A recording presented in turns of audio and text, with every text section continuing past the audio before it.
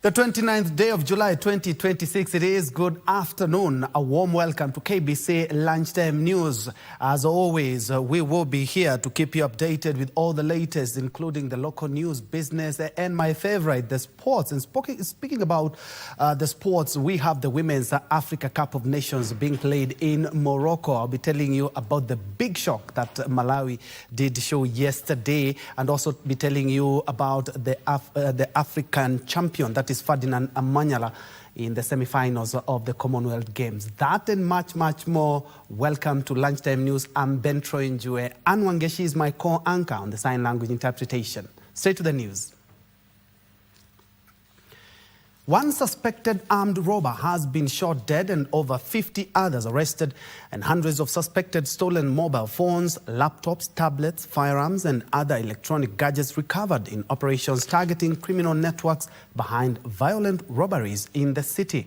Nairobi Regional Police Commander Issa Mahamud says detectives from the Directorate of Criminal Investigations, DCI, conducted operations which led to the recovery of the gadgets following a wave of violent robberies targeting residents in Gigiri, Spring Valley, Parklands, Runda and other parts of Nairobi. He confirmed that the breakthrough also led to the dismantling of what he termed as a sophisticated criminal network stretching beyond Kenyan borders. Among those arrested are two women whom police say were being used to transport firearms to avoid suspicion during security checks.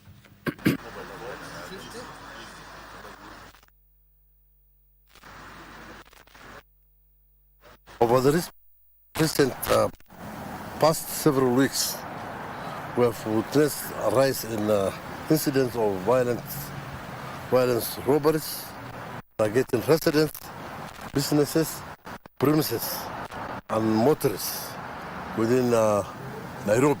We were able to neutralize those groups, neutralize one suspect who was fatally shot in Joska, and we arrested 8 others, and we were able to recover 4 pistols.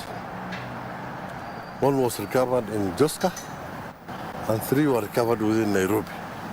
We were able to recover 62 phones and 3 laptops. To the fight against graft, where the Ethics and Anti-Corruption Commission, EACC, has arrested 3 suspects in connection with the alleged embezzlement of 4.8 million shillings meant for electricity transformers in Igembe North Constituency, Meru County. The money allocated under the National Government Constituencies Development Fund, NGCDF, in the 2014-2015 financial year was meant to buy and install 6 transformers. Investigations, however, show no transformers were procured. Thursday, 29th July 2026, the Ethics and Anti-Corruption Commission officers arrested Pauline Uruguru Mwange, James Moroki Usobio and James Tonjiran Tongai in connection with a 4.8 million shilling fraud. In a statement, EACC established that the money was allocated for the purchase and installation of 6 transformers in Bwathine, Ethiopia, Ntobushui, Lushiuti MCK, Marere Center and Murune, with a budget of 800,000 shillings per transformer. Investigations established that the funds were transferred into 6 project accounts and withdrawn on the same day by the signatories with the authority of the fund manager. The Commission further says that although the committee claimed to have engaged the Rural Electrification Authority and Kenya Power, both institutions confirmed they received no payment and no communication about the project.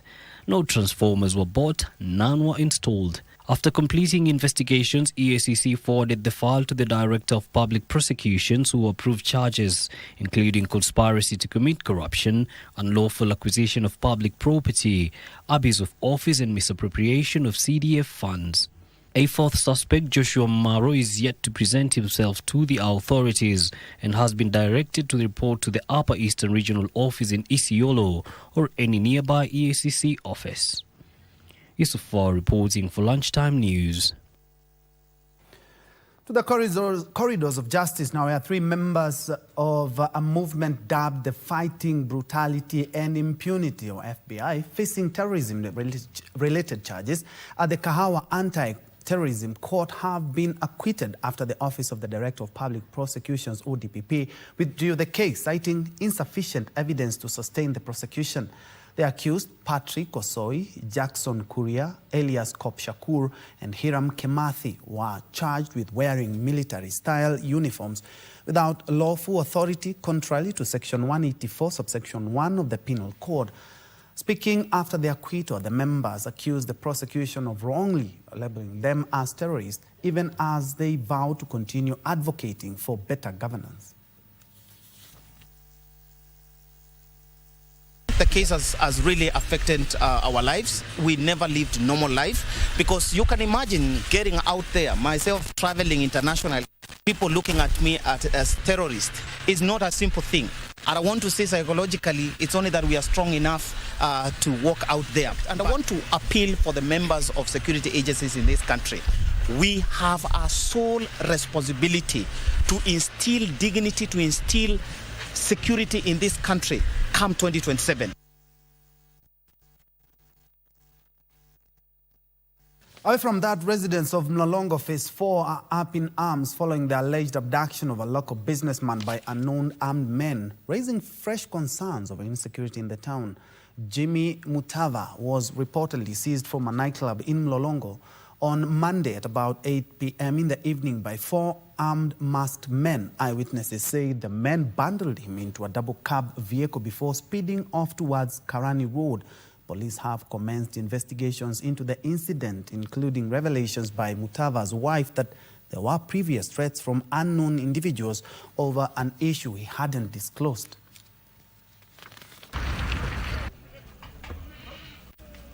Kwa watoto wanashindwa baba yao kwa wapi, tuko na huzuni sana kama familia. Tunataka tuletewe baba yetu na tunamhitaji sana. Wasiasi vile tulimuuliza alisema yeye aliamuka kwenda kwa choo, kurudi akapata ametekwa nyara. Na mpaka saa hii tumezunguka kutoka usiku yote jana mpaka saa hii hatujamuona. Kama hako na makosa yote na anaweza kuwa alishikwa na polisi, si wangempeleka police station aandikiwe mashtaka. Kama hako na makosa yote apelekwe kotini, mbona wanamshika na wanapotea na yeye? Now, Tana River County Assembly is on the spot for altering recurrent expenditure ceilings contrary to the law. County Governor Dado Godana, while appearing before the Senate Finance Committee, said the Assembly had even diverted financing locally led climate action funds availed by the World Bank, to facilitate climate resilience projects.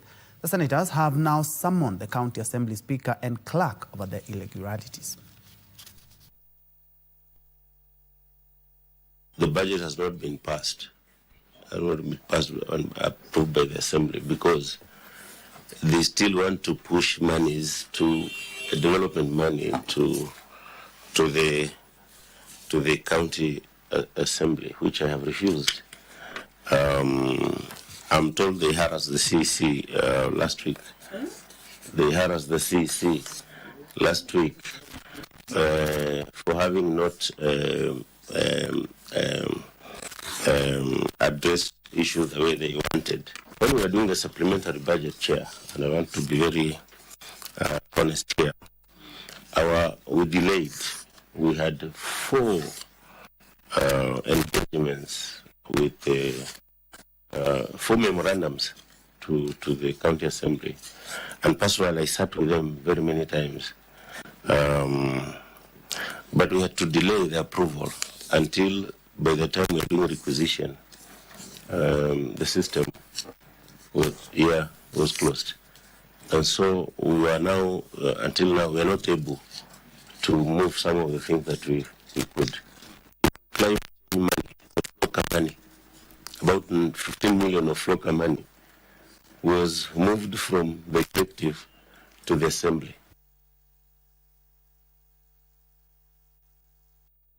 Still at the coast, Kwale residents are calling on the government to resolve the rampant land disputes in the area fueled by lack of title deeds.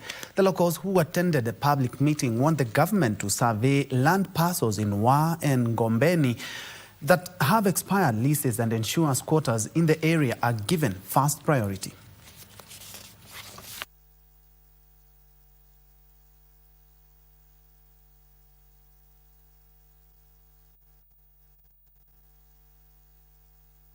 Sisi kama wakaazi wa Kwale tunahitaji serikali iingilie kati na pia itukubalie maombi yetu kwamba sehemu hizi zisipimwe kama skimu, zipimwe as we stay. Tunakuomba Rais ututetee kulingana na haya mashamba yetu, kwa sababu mabwenyenye walinunua haya mashamba wanafanya renew ambayo ni ya miaka 90 na sisi hatuna uwezo. Issue yenye tunalia nayo eneo la Msambweni ilipimwa na tuko na mipimo yenye tulipimiwa but hatujapata title mpaka sasa.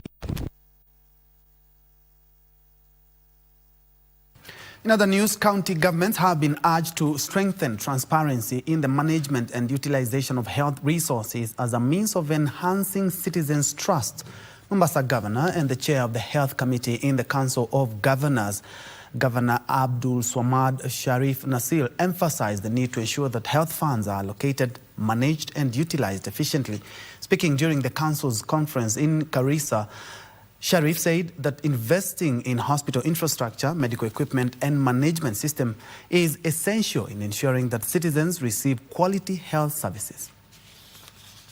Katiba ilipotengenezwa na ile equation ya kwanza ilipofanywa ni kwa level 5 hospitals were getting grants. Then what happened, ilikuwa iko na time frame kwa sababu ilikuwa inatumainiwa ya kwa kila county itakuwa na level 5 yake. Lakini sasa hivi tunaona level 5 zinaenda kuchukuliwa kwa sababu kuna counties nyingine wameshindwa kuzimiliki zile level 5. Mimi na ndugu yangu Nadhif na wengine, maoni yetu ni kwa badala ya kupeana level 5 iwe converted into a level 6, you're creating a gap which will also be a burden. Instead of creating that gap, ni bora kuwe na conditional grants ziweze kurudi katika hizi level 5 ili tuweze kusaidiana. Away from the coast, Machakos County residents will benefit from enhanced and accessible healthcare following the setup of a modern international organization for standardization, ISO certified regional laboratory. The facility, through its modern equipment, is expected to offer timely and accurate laboratory test results, reducing cases of misdiagnosis. Machakos County Governor Wavinya Ndeti has urged residents to leverage the new facility for prompt and quality health care.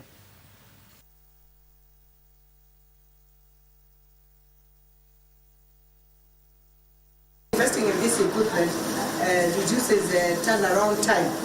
Yeah, when somebody comes to the lab, yeah, they're able to get their results immediately, and then the doctors take action immediately. And that is why you see we have invested in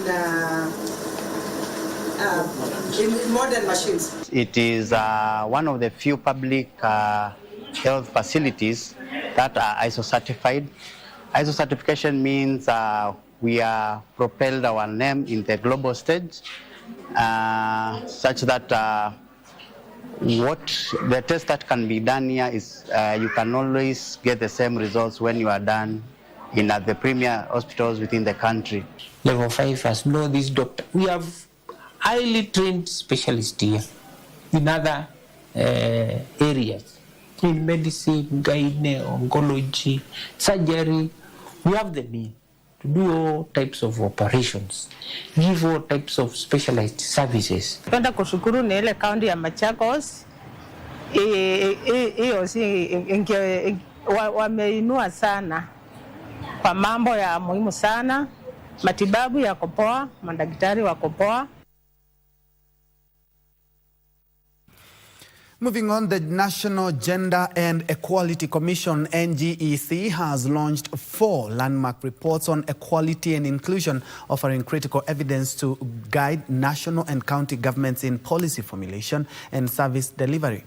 Commission Chairperson Rehema Dida said the publications provide vital insights into gaps into representation, accessibility and inclusion, while offering recommendations to address them. Kilifi Deputy Governor Flora Chibule urged institutions to use the findings to embed equality and inclusion in their operations. Zedekia Dida, chairperson of the Coast Civil Society Network for Human Rights, noted that most counties in the region lack gender mainstreaming policies. GBV remains a concern.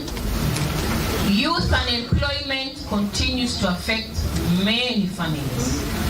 Negative cultural practices still undermine the rights of women and the girl child, undermine persons with disabilities. Tumeweza kuangalia idadi ya walimu, kuangalia na lensi ya kijinsia, yani kuangalia wamama wa kiasi gani. Overall kwa recruitment wako karibu sawa, lakini tumeangalia kwa ndani, tukaangalia kulingana na mambo ya cheo, mama wamebaki nyuma. As we speak, most of these counties in the coast still do not have gender mainstreaming policy. They either have them as drafts, but some of them are very reluctant to ensure that they are in place.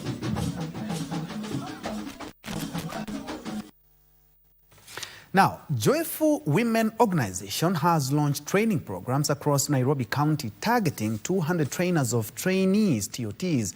According to Joyful Women Organization Chief Executive Officer Elizabeth Koskei, the initiative is aimed at empowering women in informal settlements to boost their business through training on financial literacy, women in entrepreneurship, and artificial intelligence, AI, digital marketing, and marketing.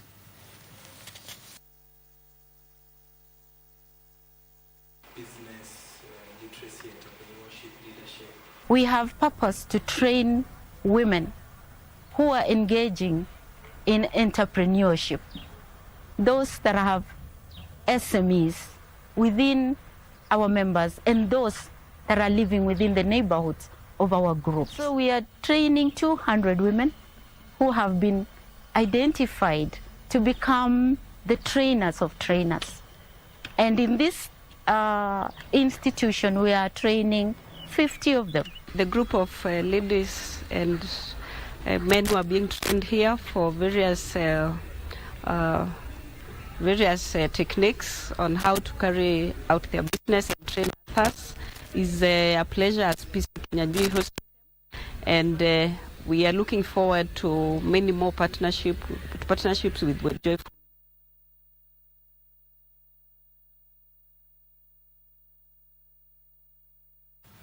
Still on matters education stakeholders have welcomed the proposed transition to a universal government-funded model for university and college education, saying it could ease the financial burden on parents and promote equal access to higher education. Dr. Timothy Arege, a university don at Kenyatta University, says that the proposed funding model is set to replace the current 5-band student-centered scholarship and loan system, with a new framework expected to eliminate mandatory household contributions for public university and college placement starting September 2026. Dr. Arege further urged both the national and county governments to consolidate bursaries to avert incidents where deserving students are being left out.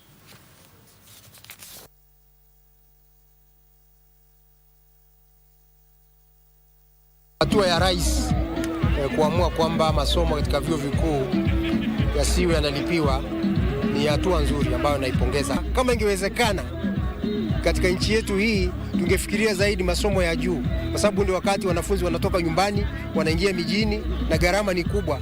Ingekuwa heri kama wanafunzi katika viwango vya chini wangeweza kulipa, kwa sababu ni kama shilingi 1200 kwa mwaka. Hiyo ni rahisi kwa wanafunzi wazazi kulipia.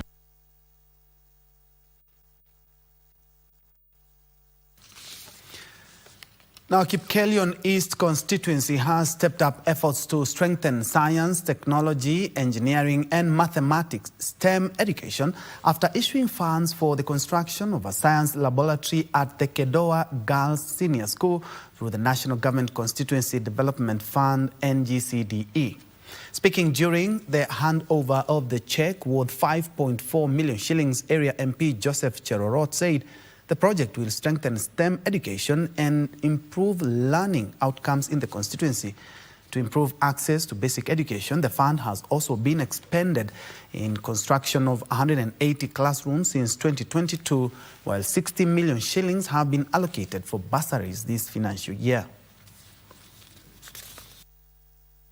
Hii mambo ya check, kundi ya check ambayo tumepeana siku ya leo ni ya kujenga library laboratory na ni 5.4 million ambayo tumepeana. So tuko pia this time round katika CDF office tumeweka shilingi milioni 60 isaidie mambo ya bursaries in this financial. The lab that we actually have was not enough to actually accommodate very many STEM students. And I want to say that I'm very happy, and I can proudly tell you that come next year, we are going to admit more STEM students, bearing in mind that you realize that most of the students are really keen on STEM.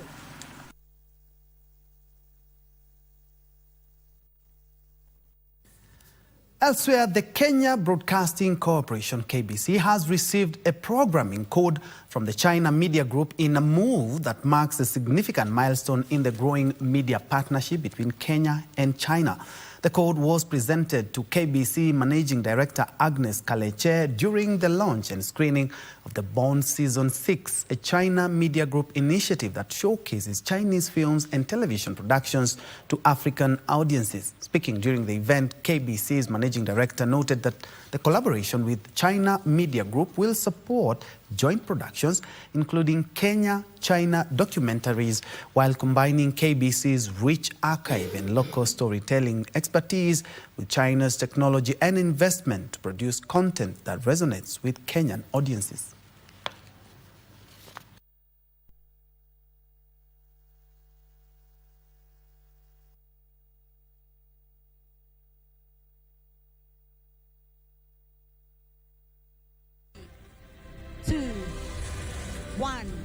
And launch. KBC sits on 90 years of Pan-African visual history, footage no one else has in this country. Our partnership with CMG must move beyond screening to co-production. We are not interested in subtitling Chinese drama.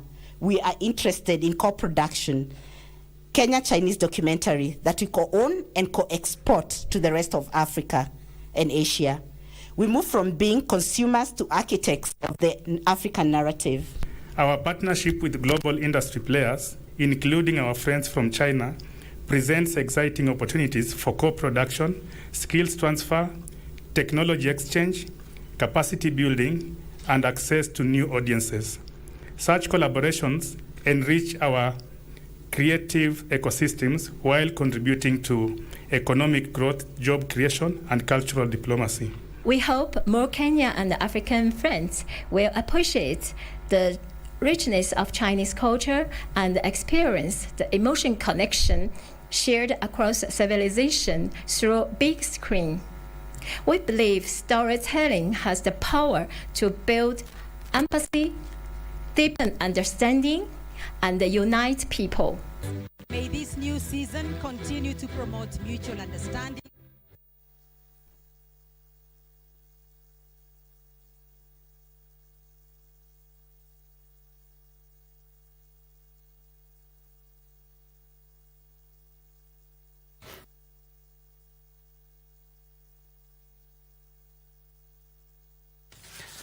Definitely another reason to keep your eyes and ears peeled for KBC Channel 1 programming. We're now taking a quick break at about 22 minutes past the top of the hour. When we come back, I'll run you through a couple of more stories. Then we'll make sense of business, and later on, the latest from the world of sports. You do not want to miss the latest results from the WAFCON tournament in Morocco that we are beaming here live on your true sports partner, KBC Channel. Let's take that break.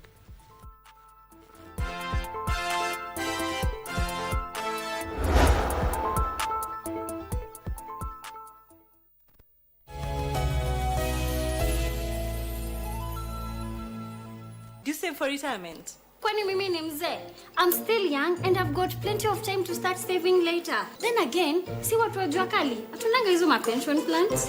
Kwani ujui unaweza register with an individual pension plan yenye iko regulated na RBA? Inawakaje? Una deposit any amount of money at any time na uko guaranteed ukikuwa mzee. Maisha yako itakuwa Njue. Badala wanakushoni ukweli. Hadi mimi niliboost savings zangu kwa scheme yetu ya job. Really? Nilijua siwezi kuwa kijana forever. Sis, usikose kujipanga mapema. Tutakuwa wazee wa maana. Hebu nionyesheni kuwa mzee wa maana. Ensure you save and plan for your retirement during your youthful working days. Provided you are earning an income, you can join a retirement benefit scheme registered by Retirement Benefits Authority and safeguard your tomorrow. RBA, safeguarding your retirement benefits.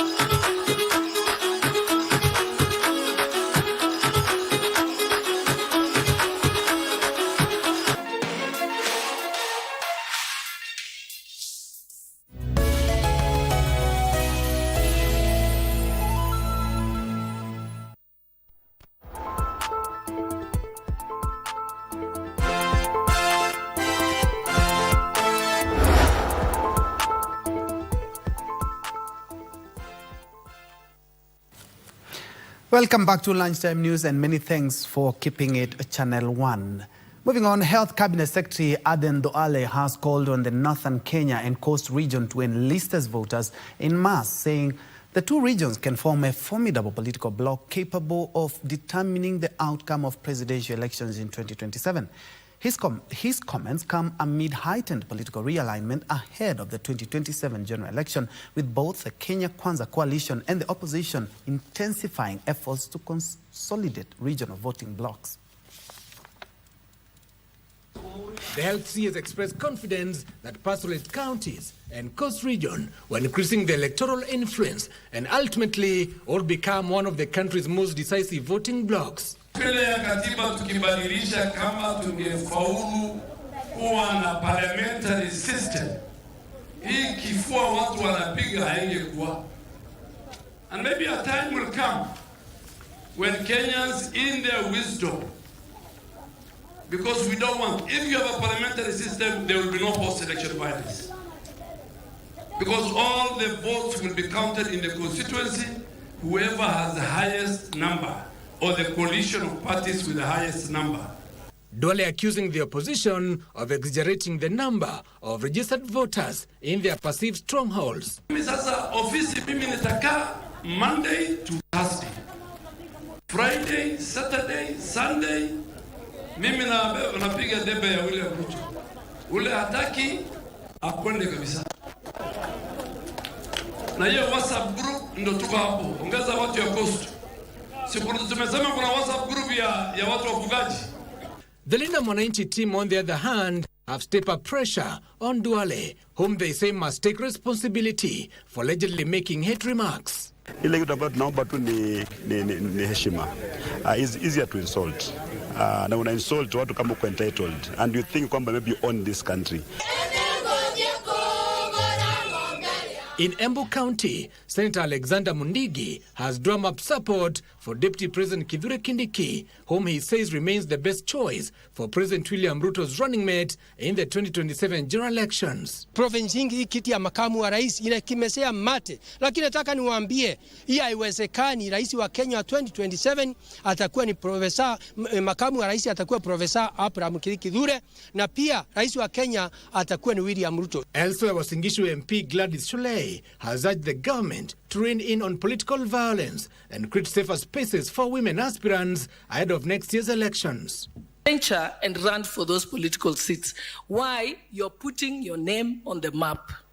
And one day when they'll be discussing who to appoint where, Even if you didn't win the election, your name shall be on the table. Speaking during the Women Achievers Conference and award ceremony in Nairobi, Njue also took issue with alleged sexualization of women who declare interest in political positions. Even when you look at what's happening now, gender-based violence before was physical, but now it's in the social media and so on, and they judge women more harshly than they judge men. Meanwhile, a section of Suna West Migori County residents has appealed to the youth to shun political violence and refuse to be used by politicians to cause chaos ahead of the 2027 general election.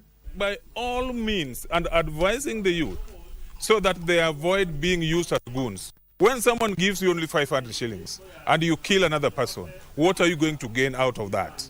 Give us Maina, Lunchtime News. Now, the government is accelerating community irrigation projects across the country to reach its ambitious target of expanding land under irrigation to over 2 million acres by the year 2026. The initiative, spearheaded by the State Department for Irrigation, is aimed at boosting food security, creating jobs and building climate resilience. Speaking while touring a number of farms under the small irrigation project in Kirinyaga County, Irrigation Principal Secretary Fantas Kemotho said the success of the small project has seen the government secure an additional 3 billion shillings to support the expansion of the program to 7 counties in the western region. From tomatoes, cabbages, maize, and even chilies, farmers from Kirinyaga, Embu, Meru and Tharaka Nithi counties are reaping where they sowed through the small irrigation program being implemented in the said counties. Hiyo kulima tumefanya for the past years tumefanya kama ile tukienyeji kutegemea mvua, maana tumekuwa hatujapata faida yote.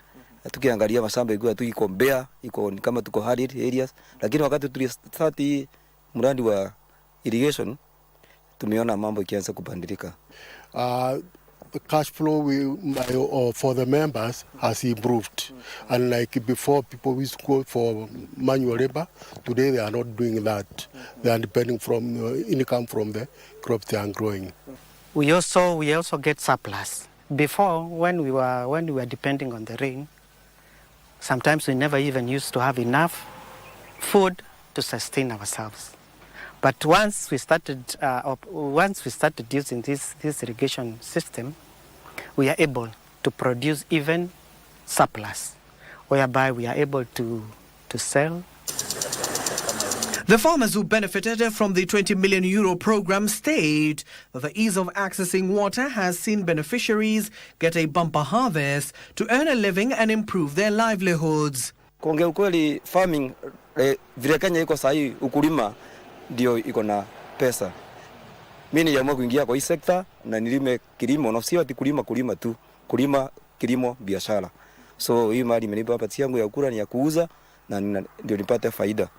Hii mmea tulipanda April 17th, imechukua miezi 3 na sasa tumeanza kuvuna. Tayari tumevuna kilo about 400.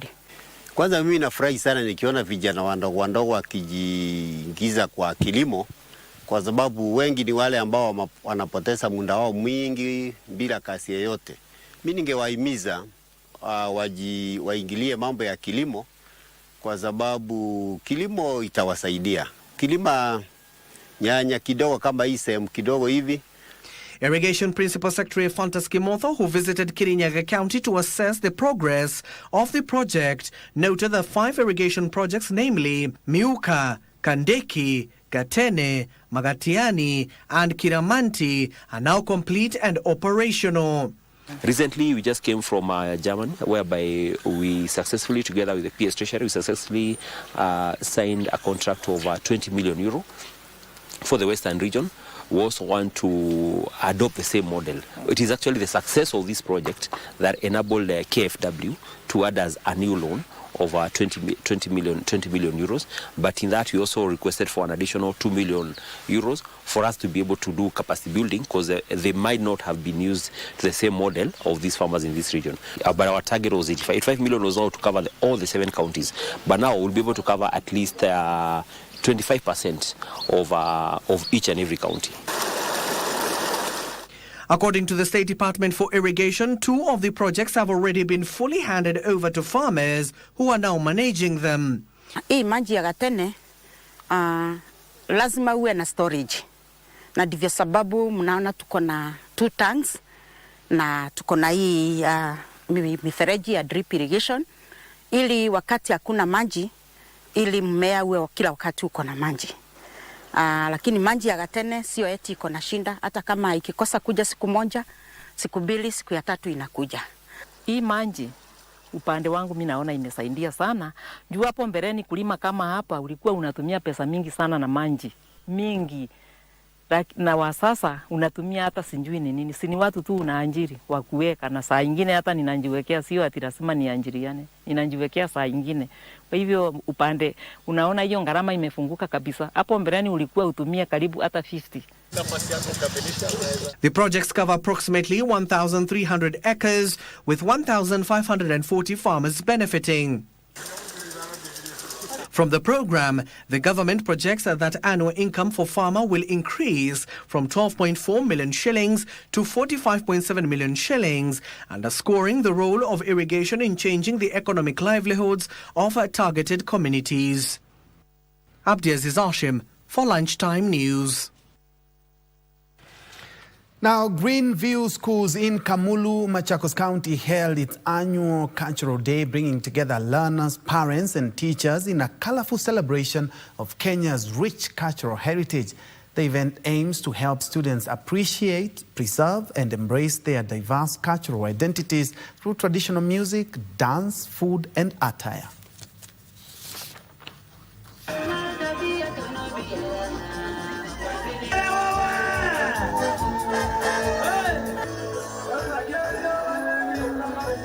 A very important day to showcase our culture and our identity as a nation and also as parents and as children. This is very, very important to the children to be able to know their roots, where they come from, the values they gain from identifying with a particular community. But we want to use it positively. Ours is positive, not to impact negativity. Hosting Cultural Day is important because it makes us preserve our culture and also preserve our heritage. Some learners, remember, they've been born and brought up in Nairobi, so they then get to know their native type of food that the people eat. So we get to show them, they got to eat and interact with the different songs.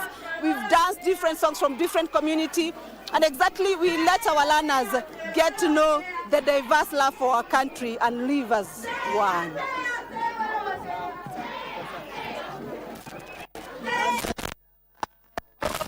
Time to make sense of shillings and cents in business now, where the government has suspended all mining operations by Tata Chemicals Magadi Limited over what Mining Cabinet Secretary Hassan Ali Joho terms as persistent failure to comply with Kenya's mining laws and regulations.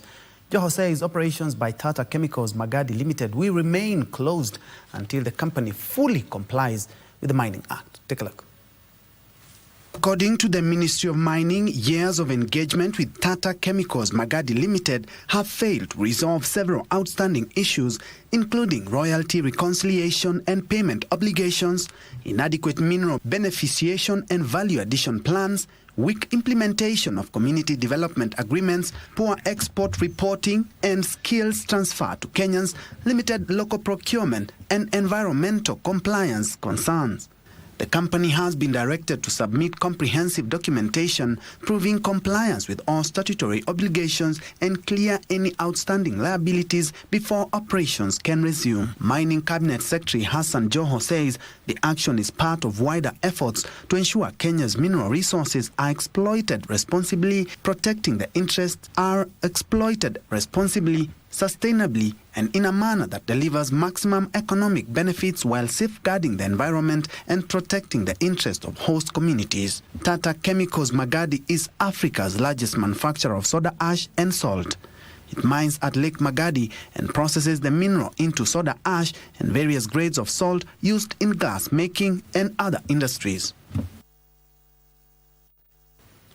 Now, Parliament should fast-track approval of the African Continental Free Trade Area Competition Protocol to promote fair business competition and protect consumers. Competition Authority of Kenya Director General David Kemei says the protocol will help curb anti-competitive practices while supporting investment, innovation and regional trade.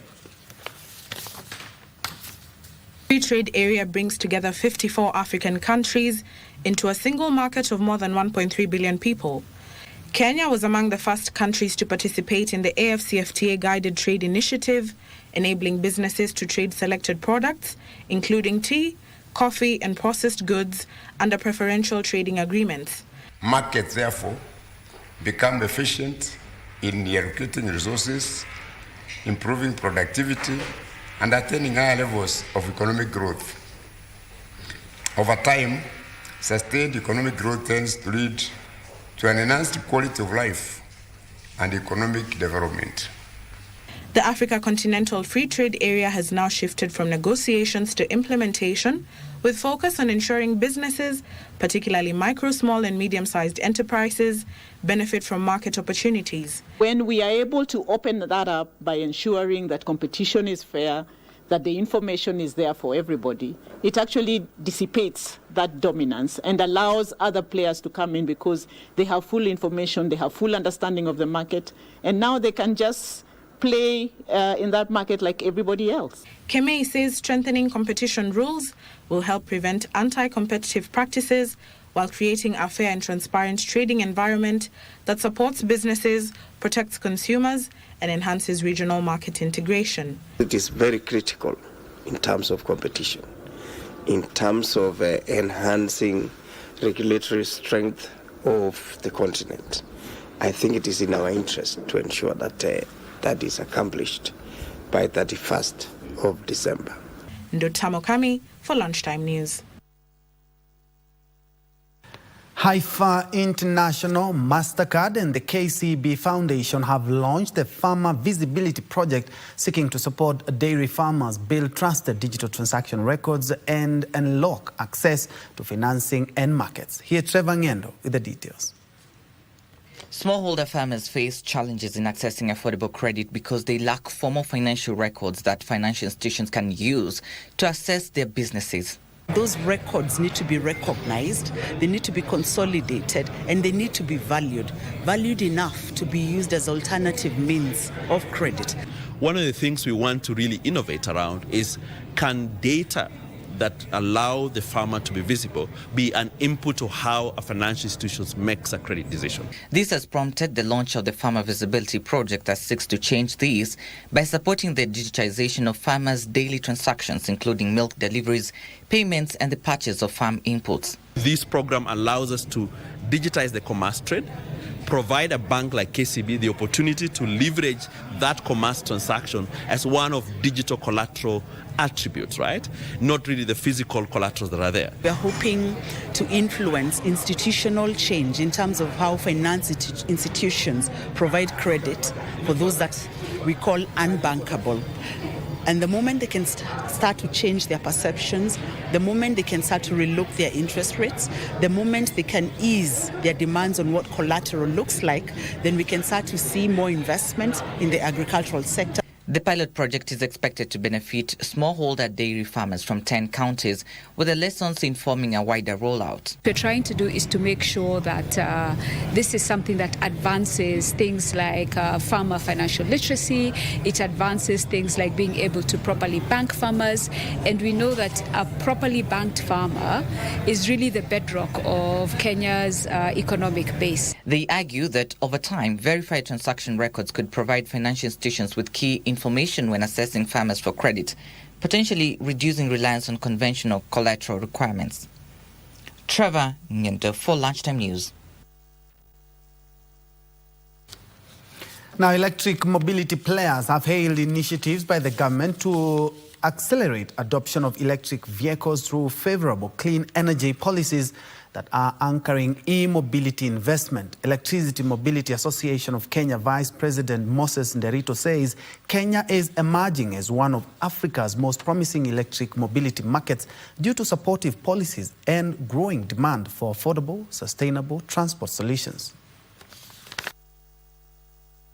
I think we're still on trajectory. I think adoption is happening despite of all the challenges, and this has been driven by the high cost of fuel, the fact that we've got such a renewable grid. We're hoping to have assembly here in Nairobi or near Nairobi.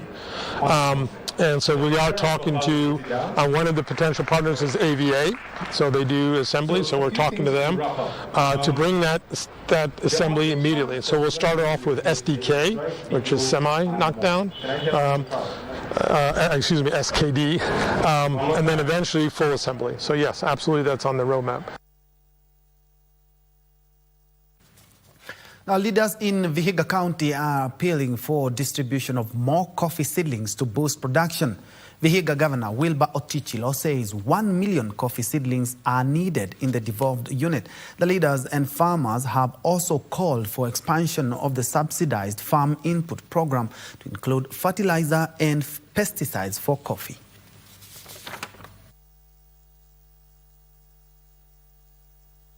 Serikali imechukua jukumu ikatumia our area sub-chiefs and chiefs kupitia kwa county commissioner, wakafanya sensitization, wakasema ya kwamba wakulima wajiregister, kahawa itapeanwa bure kutoka kwa national government, new KBC, na pia tunaomba county government pia ijiunge kutusaidia kupatia wakulima kahawa. Tupewe licenses kama factories, alafu pia tupewe uwezo wa kuanza kutengeneza nurseries kwa kupewa seeds na facilitation ya mambo mengine. Nashukuru serikali yetu ya national government na ya Vihiga County kwa kukumbuka eneo letu ya Vihiga kwa kutuletea miche, maana sasa imefunua wakulima macho kuona jinsi kahawa iko na manufaa, na wakulima wamelikumbatia hili jambo, na tunahitaji miche zaidi, maana wakulima wengi wanahitaji.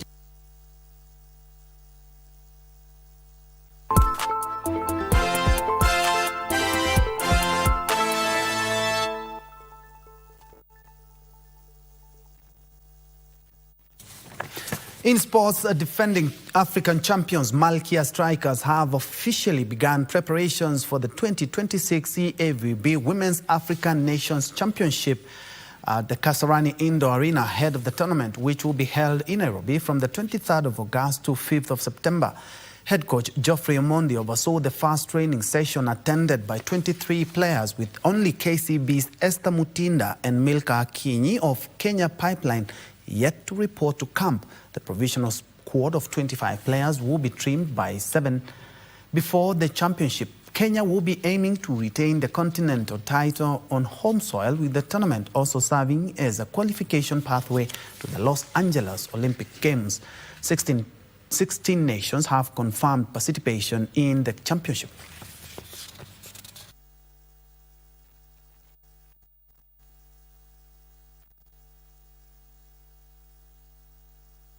Further afield, it was a disappointing evening for Kenya's sprint star Ferdinand Omanyala as his hopes of reclaiming the Commonwealth Games men's 100 meters title came to an end at the semi-final stage in Glasgow. The former defending champion finished 6th in his semi-final in a time of 10.19 seconds, missing out on a place in the final. Nigeria's Kanyisola Ajayi won the race in 9.94 seconds ahead of Wales' Jeremiah Azu, who clocked 10 flat seconds.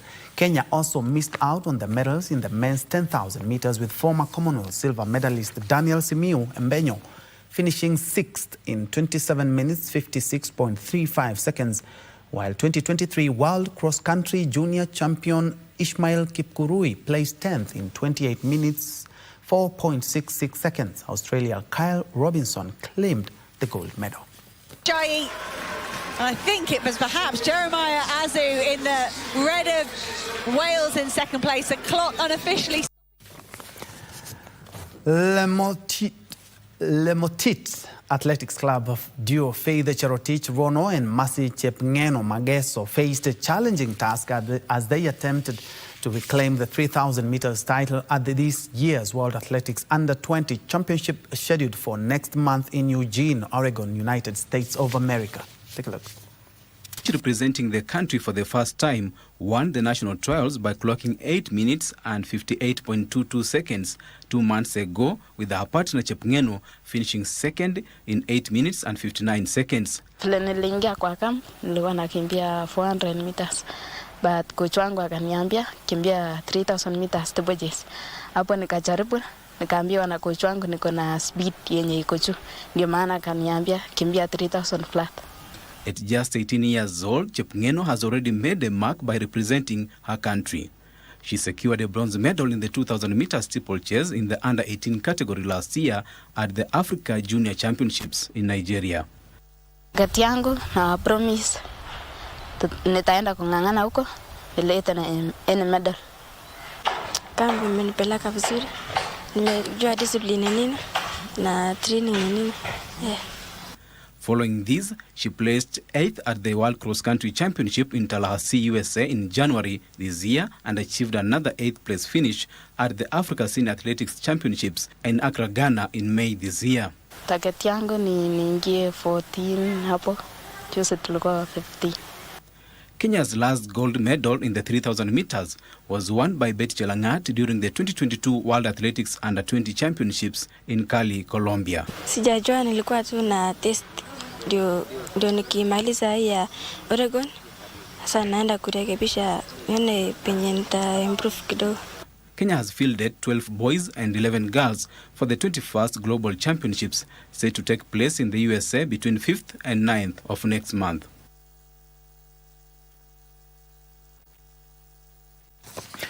Malawi produced one of the biggest shocks in the ongoing CAF Women's Africa Cup of Nations WAFCON history by beating record champions Nigeria 3-2 in the Group C opener last night.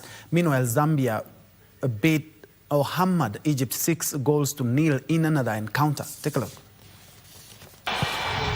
It was a night of thrilling football as the WAFCON 2026 continued last night for Group C encounters. Temwa Chawinga scored Malawi's first and third goals, while her sister Tabita Chawinga added the second as the debutants took a remarkable 3-1 lead deep into stoppage time. Malawi by Chawinga! Nigeria responded through a Rashedat Ajibade penalty and the late Uchenna Kanu goal, but the Super Falcons could not complete the comeback. For this opportunity, Ajibade, and it's one for Nigeria. Ball returns to the Malawians. A nice opportunity here, and it's the third goal for Malawi.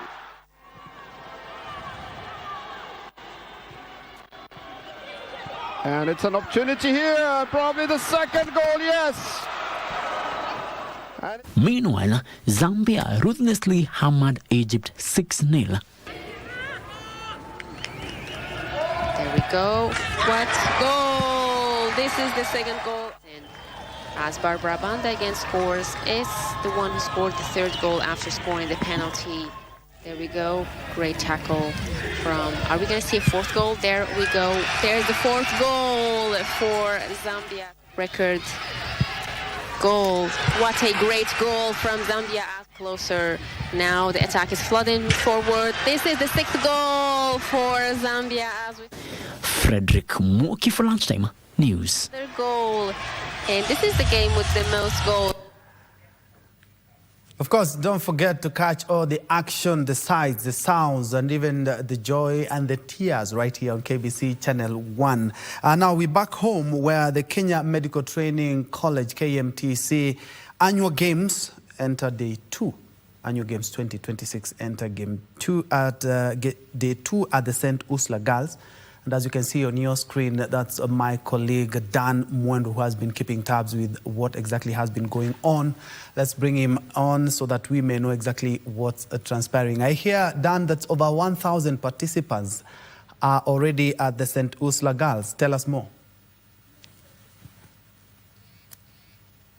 Of course, thank you so much, Ben, Troy, Njue. We are live in Kitui, the host county of this year's edition of the KMTC Games. Remember that these games are held annually, once every year, and they occupy different sports disciplines, be it athletics, be it soccer, netball, handball, and apart from that, they also create health clinics where they create awareness and they tell the participants more about how to keep fit in sports. Joining me is the coordinator for sports in KMTC, Madam Grace. Thank you so much. First, tell us the significance of these games. Oh, thank you very much. I'm glad to be here. My name is Grace Mwangi, the Deputy Registrar Student Affairs at Kenya Medical Training College. I coordinate the student sports. This event is very significant in our calendar year because, one, it brings together all students from our 92 campuses from all over Kenya, brings together different disciplines in sports, and represents many gains for the students. For us, national cohesion is very important. Looking at where KMTC is in every county, admitting students from different parts of Kenya and meeting in different parts of the country for these games. We represent the face of Kenya and we are speaking national cohesion. And for the students, the opportunity to network is very significant for us. Apart from that, being in the health discipline, we want our students and those around us to be physically fit. So we are looking after physical fitness, physical wellness. We are looking after mental wellness. We are looking at social connectedness of our students. And in addition, we have talented students, so we are hunting for talent, and you don't know where this talent could link these students to. We have employers who would be looking for this talent, so scouting for talent is a big opportunity in our national sports events. How is it different in this year's edition? Comment about the turnout and the competition. We have a very large turnout of a total population of 2,600 that students and staff. We see a lot of competition, stiff competition, but the spirit is whether a team wins or not, a win for a team is a win for the entire college. So the competition is good. We are seeing a lot of excitement. People are happy. People are relaxed after a whole year's work. It's the end of an academic year. So this represents a relaxation time, a bonding time, a time to just let off all the team and get together as the KMTC family, plus get more partnerships in Kitui. Kitui County is full of partnerships. The schools where our sports are hosted, we are establishing relationships with the county government, the health facilities of this county. So it is not only sport, it is like a one-stop shop for many games for KMTC and the county. Thank you so much. Also joining us, Troy, is Madam Jacinta. She's leading our wellness campaign. Tell us more about it. Why is it important to educate about mental wellness to these participants? Thank you very much. My name is Dr. Jacinta Mukonzo, Principal KMTC Mombasa. We as KMTC, we not only focus on bringing our students to cover the curriculum, mental health is a special focus for us. As a President's Award Kenya, Mombasa campus, we are focusing on ending gambling because gambling has very disastrous effects on our students. Students are unable to attend class when they gamble their school fees. We are having low turnout, and at the end of it, we all know that the suicide levels in the country are very high because of the frustrations which arise from gambling. So we are sending the message to our young people in high schools, in colleges, in universities. They do not have to gamble their life. They need to stop it, and there is help. So we have come up with a program where we train, we teach on how to stop gambling and what can you do to stop. And that is what we've been doing. We started the county of Kilifi, we have worked in Mombasa, and with the support of the CEO, we are going live everywhere in the country to want our students to take charge of their health. Thank you so much. Ben Troy, those are just some of the samples and some of the people talking to us about the KMTC school games. We'll be sampling and getting more results, and we'll be updating you in our 7 and 9 p.m. bulletin. Back to you, Ben Troy. Thank you so much, Dan Mwangi, live from the St. Ursula Girls School that is playing host for the Kenya Medical Training College annual games, and be able to talk about a number of things, but over student population of over 2,692 campuses represented there, and the essence and to take part, enjoy, have fun, and also national cohesion, mental wellness, and something very critical that is happening in many universities and colleges, that is gambling. As they say, the students say, wanawekelea sana. And of course, gambling is an issue that has been taken up in the country. So it's a good thing to see that also our young minds are being checked to ensure that they do not fall into this trap. Well, we don't gamble with your news. For more news, of course, check out our social media spaces, and not forgetting our website, that is www.kbc.co.ke. More of this news in our subsequent bulletin. Thank you so much indeed for joining us. My co-anchor on the sign language interpretation has been Anne Wangeshi. Thank you so much.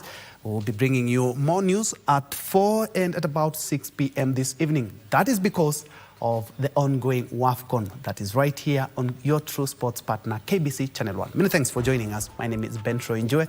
Do have yourself a blessed afternoon ahead.